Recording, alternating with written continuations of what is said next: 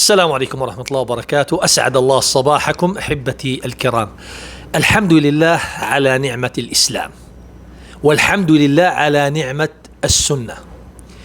سبق وأن قلت لكم سقط المتاع عند المسلمين وسقطت القوم يخرجون من هذا الدين. هذا فضل من الله، هذا يدل على عظمة الإسلام، إنه سقط المتاع عنا وسقطت القوم يخرجون من هذا الدين العظيم، لأنه هذا دين عظيم لا يتبعه إلا العظماء. فالحمد لله إنه اللي بخرج من هذا الدين همل وسقطت القوم، واللي بيدخل إلى هذا الدين عظماء.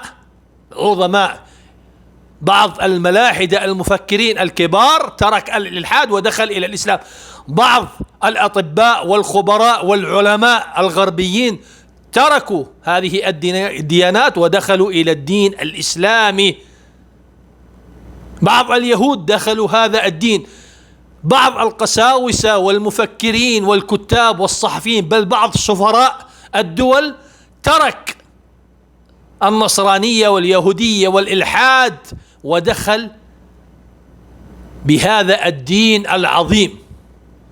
اليوم بيطلع علينا أحد الخوارج يلبس على الناس إنه كان سلفي، ذهب إلى بريطانيا، إلى ياسر الحبيب، ارتد عن دين الإسلام. طبعا أول إشي كان ملحد، بعدين تشيع، الآن هسه كأنه الملحدين ما زبط الراتب تبعه، راح الشيعة، راح عند ياسر الحبيب الذي يطعن في أم المؤمنين، يتكلم عنها كلام بذيء.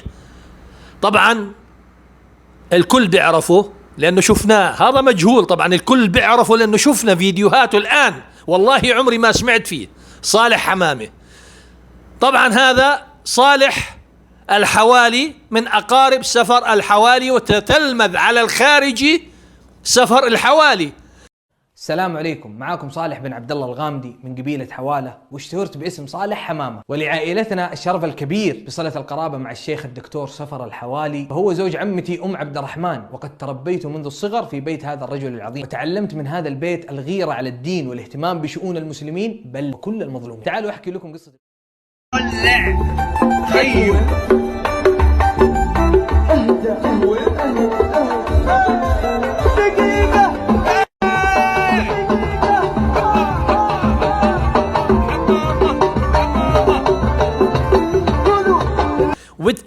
بيتكلم بيحكي عن حاله وبترجم حياته، بقول لك أنا من تلاميذ سفر الحوالي. طبعا الكل بيعرف إنه ابن باز قبل حوالي 25 سنة حجر على سفر الحوالي، ممنوع يفتي لأنه عنده أفكار خارجية. وسفر الحوالي الكل بيعرف إنه من جماعة الإخوان المسلمين، وقطبي من تلاميذ سيد قطب، وسيد قطب أحد الطاعنين في صحابة رسول الله.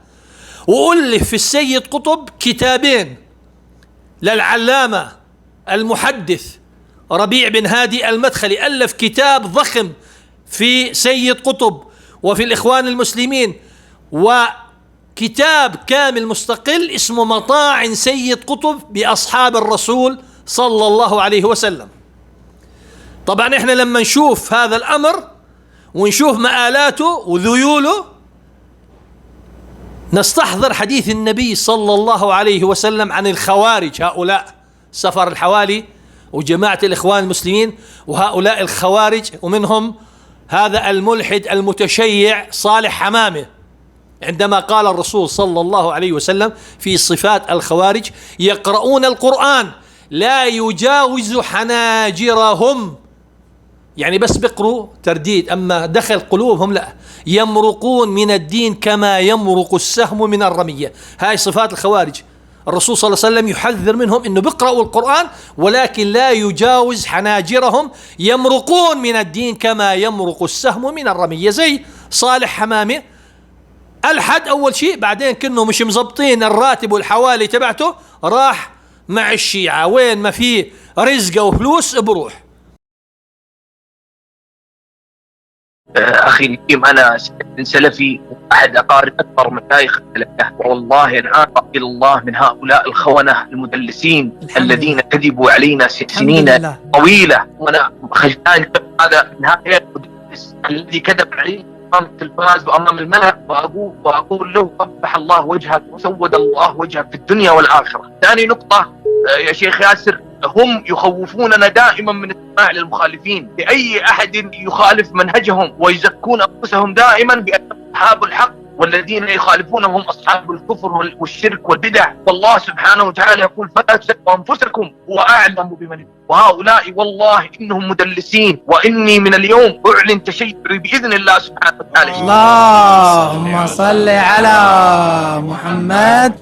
العلماء اللي يسموهم علماء الآن يعني في السعودية وكبار العلماء، يوم كانوا بعض المسلمين مثلا يحتفلون بمولد النبي صلى الله عليه وسلم، أو يحتفلون مثلا، تلقى إنكار عجيب. ورحمة الله وبركاته.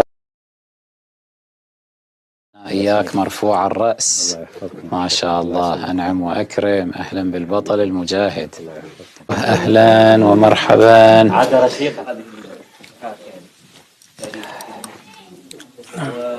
يعني كثير منهم يقولوا اعطونا الان الشيعة مثلا فتحوا قرية من الكفار مثلا. هي مالك الأشتر فتح بلادا وتعلمون عائشة كانت مهووسة بعمر، كانت تحب عمر حبا جما، وأنا أحتمل أنه كانت بينهما علاقة في الفراش. فهذا صالح حمامة من تلاميذ الخارجي سفر الحوالي، والحمد لله. شوفوا دائما نعمة ولاة الأمر في المملكة العربية السعودية، عندما سجن سفر الحوالي وسلمان العودي الكل ضج، بقول لك ليش حبس سفر الحوالي، ليش حبس هؤلاء الإخوانج.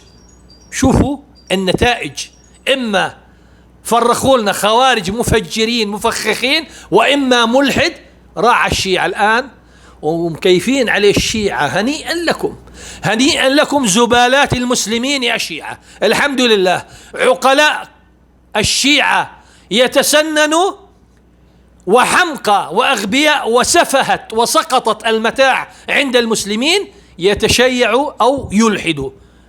هاي نعمة من الله، هاي نعمة من الله، إن المسلمين هم ثابتين على عقيدتهم. ولكن هذا الرجل تلميذ سفر الحوالي الخارجي، وكما تعلمون سفر الحوالي تربى على كتب الإخوان المسلمين وكتب السيد قطب، والسيد قطب له مطاعن في الصحابة، فمآلهم إلى الشيعة أو خارجي أو إلحادي.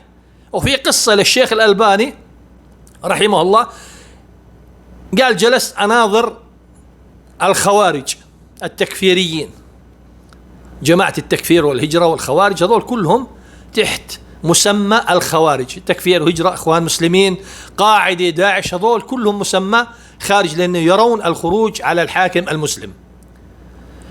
قال ناظرتهم من بعد العشاء إلى صلاة الفجر، قال فضل من الله.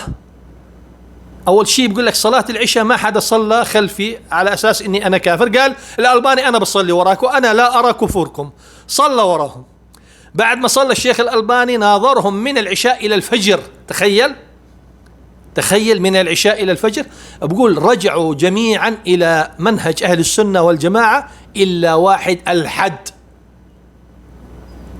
بقول لك بطل يؤمن بوجود الخالق. بقول لك رجع من هؤلاء الخمسة كلهم الأربعة، واحد ظل على فكر الخوارج وبعديه الحد، كما قال الرسول يمرقون من الدين كما يمرق السهم من الرمية، لئن أدركتهم لأقتلنهم قتل عاد، قتل إبادة. الرسول صلى الله عليه وسلم حذر منهم، قال إذا أدركتم، إذا واجهت هؤلاء الخوارج أقتلهم قتل عاد، يعني قتل إبادة كاملة. ليش؟ لأنه خطر فكر الخوارج خطر عظيم جدا. لذلك أحبتي الكرام، هذا صالح حمامة من تلاميذ سفر الحوالي الخارجي، وسفر الحوالي من تلاميذ سيد قطب، وتربى على كتب السيد قطب وحسن البنا ومحمد قطب وأبو الأعلى المودودي ويوسف القرضاوي. لذلك نتاج هذا الفكر يا إما سوف يلحد أو يكون خارجي تكفيري أو شيعي. وأيه الإلحاد ما زبطش معاه خش مع الشيعة، إذا ما زبطش الشيعة أبصر بجوز يروح مع المثليين يصير مخنث أو يغير جنسه. شوفوا لي هاي الفيديوهات ومنعلق عليها. وعليكم السلام ورحمة الله وبركاته. أهلا ومرحبا. تعال تعال تعال تعال أيها البطل، تعال. حمدا لله على السلامة. الحمد لله الذي أرانا إياك مرفوع الرأس. ما شاء الله، أنعم وأكرم. أهلا بالبطل المجاهد، حياكم الله وبياكم، أسفرت وأنورت. كيف أحوالكم؟ إن شاء الله بخير. الحمد لله. أهلا وسهلا ومرحبا. كنا لكم من الداعين يوميا تقريبا، ورافعين رأسنا بكم كذلك. ما شاء الله، حياكم الله. أهلا بأبي فاطمة، تفضلوا حياكم الله. أهلا وسهلا. الحمد لله.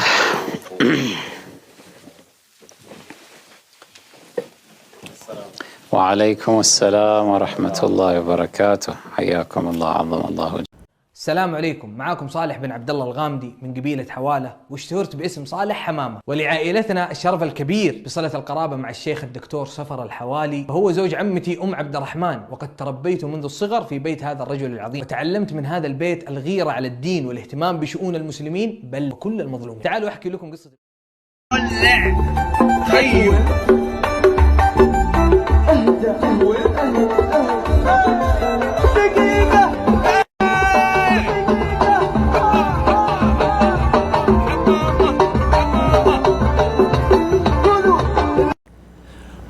شفتوا الحمد لله رب العالمين. هذا صالح حمامي وهذا فكره، وهو من جماعة حكاها وقال أنا من أقارب سفر الحوالي وتتلمذ عليه، وأنا طبعا سلفي بريئة من السلفية، بريئة من فكر الإخوان المسلمين.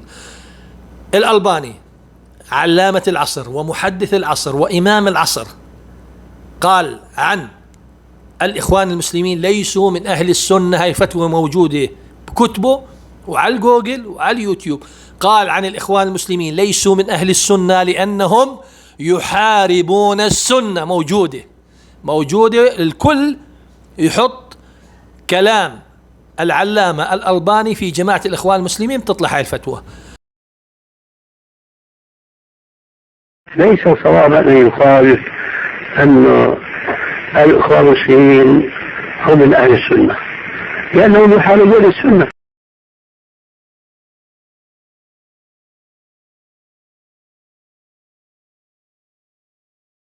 فهذا من جماعة سفر الحوالي، وألفوا علماء المسلمين سفر الحوالي كتب، والشيخ ابن باز رحمه الله حجر على سفر الحوالي وسلمان العودة، ممنوع يفتوا. فهنيئا لكم يا شيعة بهذا الخارجي الملحد. والحمد لله احنا عقلاء الإنسانية، عقلاء الشيعة، عقلاء الملاحدة، عقلاء النصارى، عقلاء العلمانية يدخلون في دين الإسلام. هذا إن دل على شيء فإنما يدل على عظمة الإسلام وعظمة السنة، وهذا الدين باقي إلى يوم القيامة. السلام عليكم.